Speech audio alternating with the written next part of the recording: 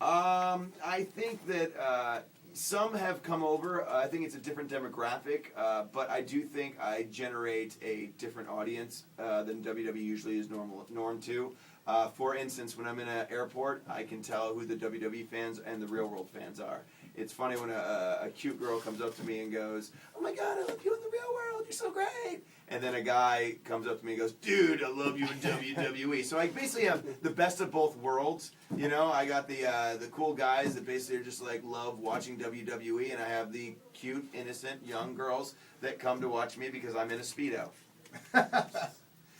And hopefully the guys don't all come to watch you because you're in a Speedo. Hey, whatever. To each Whatever his floats own. your boat, man. Hey, to each his own. Kim Crittenden Simmons wants to know. Not Kardashian. No. Okay, just checking. Kim Simmons. She probably wants me too, even though she just got married. Why do you think you are the must-see WWE star? Gee, let me think. Number one, I'm on 7-Eleven commercials right now. I am all over the place. All the late night talk shows want to talk to me. I've been on Conan, Jimmy Fallon, George Lopez, even though he got canceled. But it's okay. Did he really? Yeah, he did get I canceled. did not know that. Look at you. News for you. I'm the newsman for you. I'm You on are. everything, Thank though. you. I'm on radio shows. Look, I'm up at 7 o'clock in the morning to do media for Tulsa, Oklahoma. That's how much in demand I am. I am the most must-see because everybody wants to see me. Good answer. All right. Of course it is. I said it. Mara, of course, and you're awesome. I know. Quit stealing my lines. Question for the Miz. Tell us when you like work.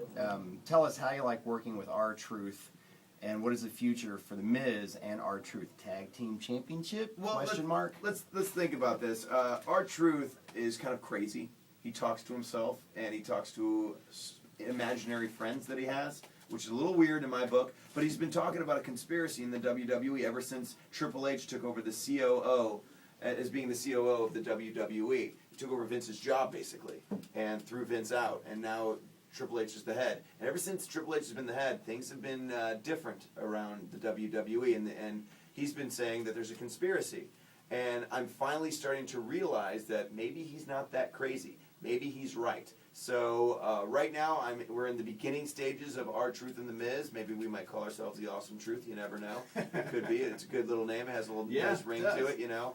But we'll see what happens. As far as tag team comes, you never know. We could go after the tag team titles at Night of Champions. We're going to find out more information tonight You'll find out about this you will conspiracy. Find out, you going to reveal anything? You will find out more information if you go to the BOK Center tonight. Tickets as low as $15. Bring kids. Tell your parents to bring you. Parents, just bring the kids. Tell them, you know what, as a present for going to school, I'm taking you to the Monday Night Raw show.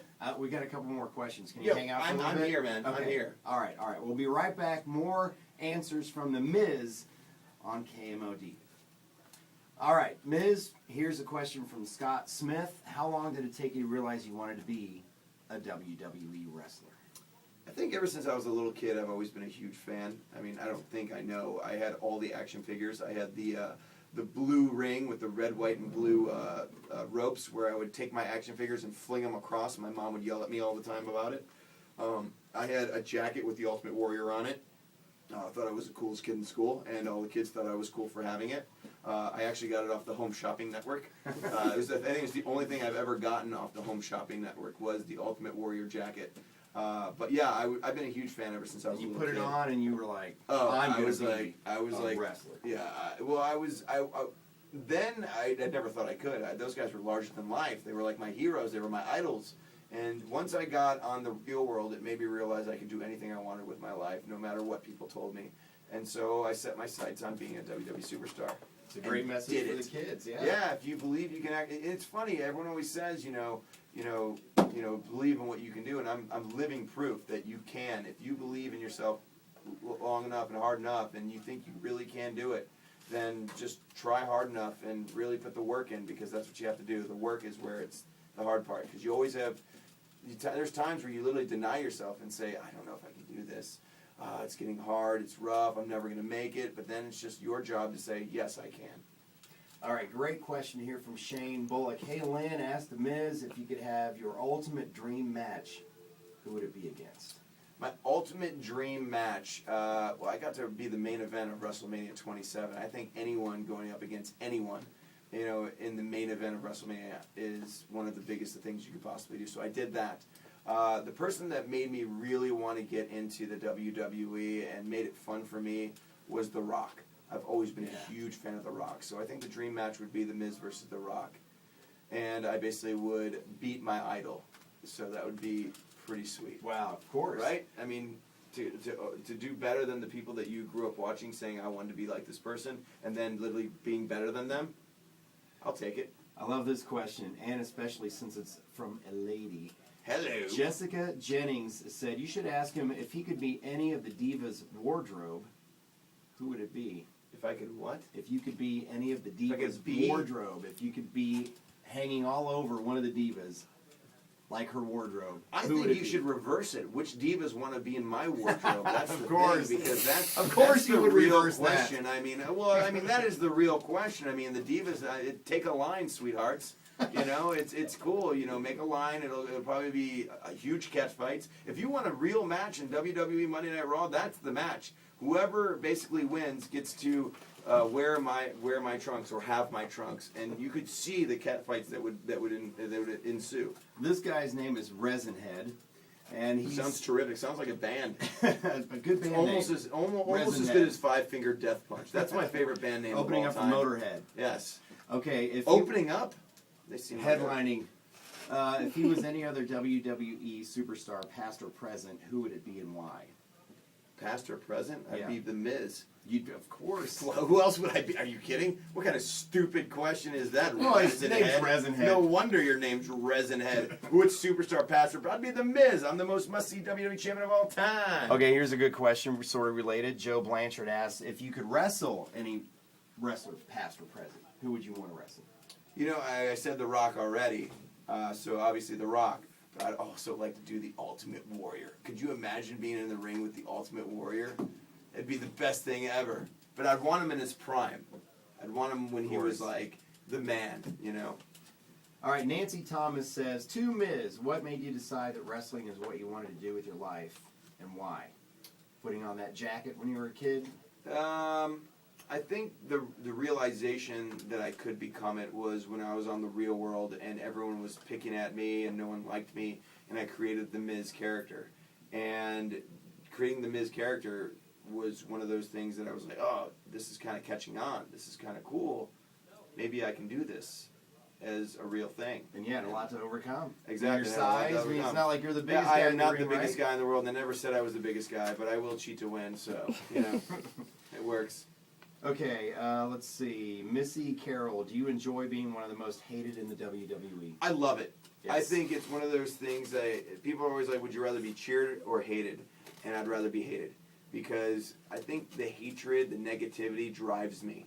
All my life I've been told I'm not good enough, I'm not talented, I'm not big enough, you're worthless, you can't do this, you can't do that. I've been told negative stuff all my life. And it drives me to prove all those people wrong. For instance, when I was in high school, you know, people would always say, you know, oh, your baseball team isn't that good, but I led my team to the LAL championships. And then going into the real world, people said, you know, what's going to stand you out from 60,000 people? You can't make it on the real world. You're not going to make it. But then when I made it, those same people were like, how do I try out? How do I get on the show? And it's like, oh, okay. So then that made me realize, you know, when people were saying all the negative stuff about me with WWE, it just drove me even more and more. So tonight, please boo me. Boo me out You the love building. it. Tell me I'm awful. It's Tell me I fuel. suck, please. Because that will just drive me to be better than everybody else. Okay, let's see. This guy loves you right here. Aaron Bullis says, recently on an after show for the Challenge Rivals, you said you missed the challenges. My question for you is, which was harder, the challenges on those shows or the challenges faced with being a WWE superstar and staying on top? I love you, Miz. Always have from the beginning on Real World to now. It's funny, Eric with the Bullis. real world, everyone always asks me if I'm ever going to come back to the challenges. But the thing is, I'm not going to come back. It's one of those things that I did when in my my younger 20s, and I had a blast doing it. MTV was so great to me. But now that I'm in the WWE, and the challenges in the WWE are completely different than the challenges on the real world. Your challenge on the real world is to go to an exotic location with 20-somethings and basically Hang out, get get in hammered. fights, yeah. Get hammered and start fights. And there's so much It's good drama. training for the It's, WWE. well, I don't know about that, but I mean, it's drama, it's nonstop, and there's cool, fun challenges. The drama in the WWE is trying to be on top and stay on top. Getting my name out there more and more and more as a top-tier talent, doing as many interviews as I possibly can, let alone trying to get a different message out there. Because I feel like today people think of WWE and they think Zumba pants and fanny packs and muscle T-shirts, and that's kind of the reason why I wear suits, because it's like, we're not like that anymore. We're more sophisticated. We're better than just wrestlers. We're sports entertainers. We entertain thousands live each and every week, and we entertain millions at home. Nobody does what we do. We only get one take to do what we do. Right. We don't get 4 or 5 takes like a normal TV show. We're live. We're in your face. Where there's athleticism, there's these larger-than-life characters, these soap opera-like drama, you know, and these storylines, and there's drama, and there's comedy, and there's just so many things to love about what I do. And I'm so passionate about it that I want to be the best. And in order to be the best, you have so much more challenges. And in reality, nobody's like, I want to be the best reality star, you know? It's just, you live your life on TV. So they're completely different challenges, and both are tough, but WWE is a lot tougher. 2 more questions, Nelly. I know you got a lot to do this afternoon. Get her done, man. All right, Carrie Buzzard says, running around the real world challenges, acting like a wrestler before he was, who would he want to fight from any real world? I don't know if she means from the show, the real world. I think I literally fought everyone in the real world when I was on those shows. I had verbal battles with every single person, and then we would finish our conflicts in the challenges that we would do.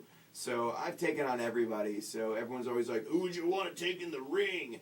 Well, none of them, because none of them are going to be in the WWE, because none of them, I think, want to be in the WWE to take me on. I was lucky to basically have a passion for something, and I hope some of them can get a passion for something else, or keep doing the challenges, because honestly, those are entertaining too. Yeah. This is a rock station, so this guy right here says, hey, ask him what his favorite rock bands are. Marvin Dunafin. Okay, here we go. So, in the 1980s, when I was born, I grew up loving Def Leppard. Yes. And Def Leppard, to this day, is still my favorite band of all time. I'm a huge, huge Def Leppard fan. But nowadays, bands that I'm listening to are Bullet for My Valentine, Mushroom Head, which we talked about, which Yes. you don't play. They're a Cleveland band. Not many people know about them, but they're also a masked band. They're not Slipknot. They're Mushroom Head. They're completely different, and they're great.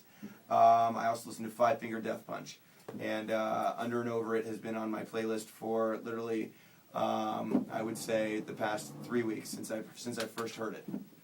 So those are my bands as of right now that I've been listening to, and love them to death. They're great. Well, if you're listening at noon, I'll play a couple of them for you. Maybe I'll Thank you. play Mushroom Head. Even Mushroom Head? I'm from Ohio. Wow! I grew up in fantastic. Findlay, Ohio. There you go. Yes. Okay, we're bringing Cleveland to Tulsa. I dated a girl from Cleveland. She was probably a wonderful, wonderful woman. She was a bitch. She lived in Cleveland, the Mistake on the Lake. That's what we Hey, call it. come Yeah, on! I'm sorry. Come on! Sorry. I'm from Cleveland, man. Even though I live in LA. The Miz, thanks for coming